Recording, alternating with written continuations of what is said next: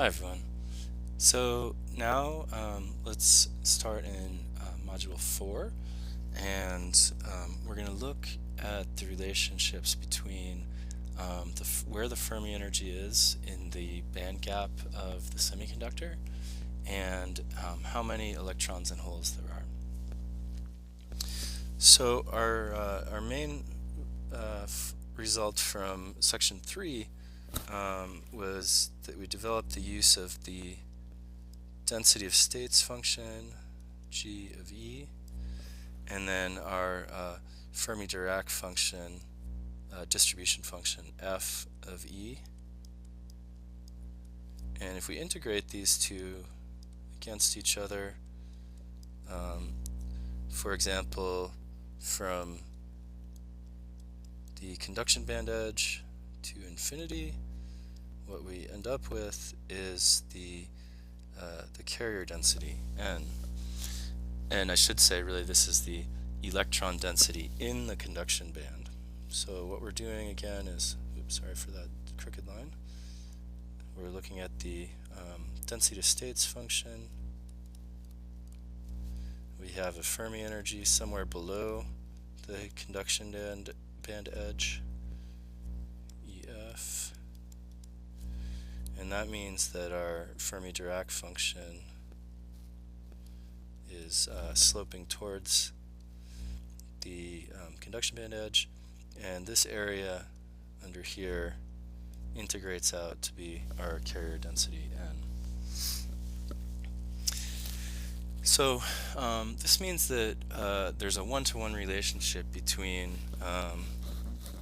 N and the Fermi energy. And as we'll find as we go through the math here, it's really simply sort of a transformation of variables from the carrier density N into exponential function of the Fermi energy. So let's look at that for real. If we substitute in first, we'll substitute in the Boltzmann approximation. So we'll assume that EC minus EF is greater than something like 2 or 3 kBt, and you can do an exercise problem to prove to yourself that this is the limits over which this matters. What I mean is this assumption is called the non-degenerate condition.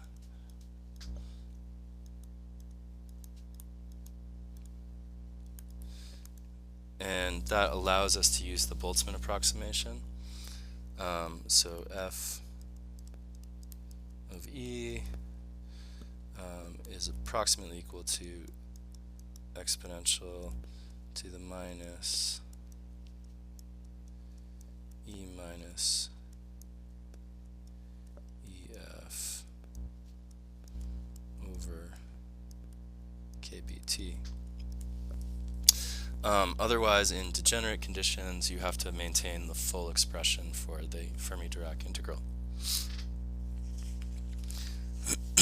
So, step 2, we substitute in our expression for the density of states. So we're going to have N and the expression for the Fermi-Dirac function. So we're going to have E, the integral from EC to infinity of some constants, 4 pi over h cubed 2m star to the 3 halves square root of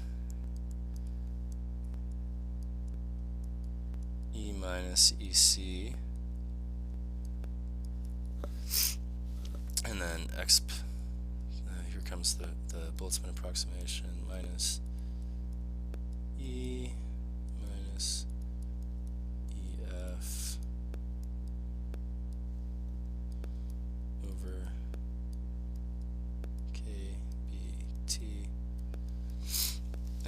call this dE. So in its essential form, this integral can be shown to have this form. So it's square root of, let's define a new variable, neta exp to the minus neta d neta, and we define neta as this thing here, and there's just some shifting of the integral limits and some constants out front that are needed to make this look right. So this is called the Fermi-Dirac integral.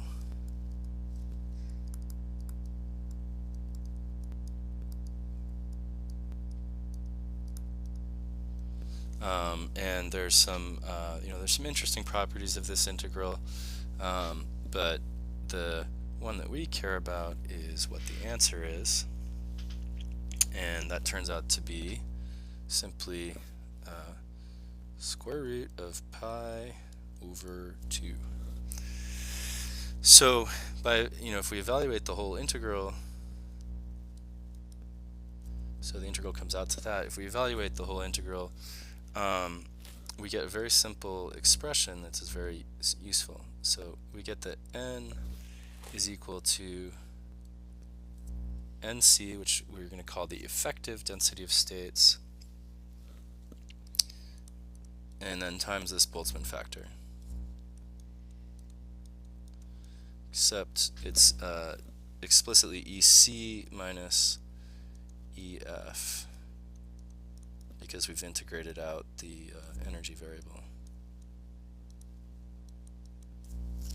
And this NC, it collects all those constants, and this is the effective density of states, 2 and then 2 pi m star kBt. So note that the effective density of states is actually temperature dependent, over h squared all raised to the 3/2 power. So NC is of order 10 to the 18 to 10 to the 19 per cubic centimeter.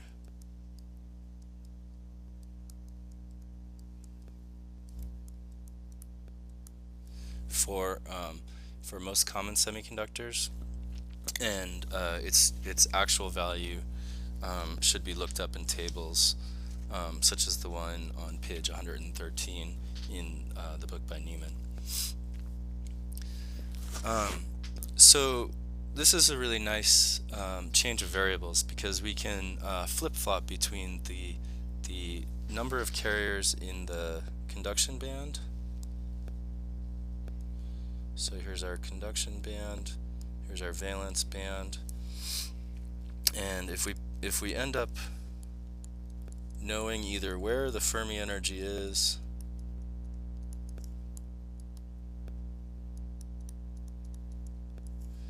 or how many electrons or holes there are, we can solve for the other one. And we're going to use this this relationship and ones like it in many places. So for holes, you can do a very analogous procedure and end up with the expression P is the effective density of states for the valence band, or NV, times x to the minus EF minus EV over kBt. And these band edges I should label here. So this is EV, this is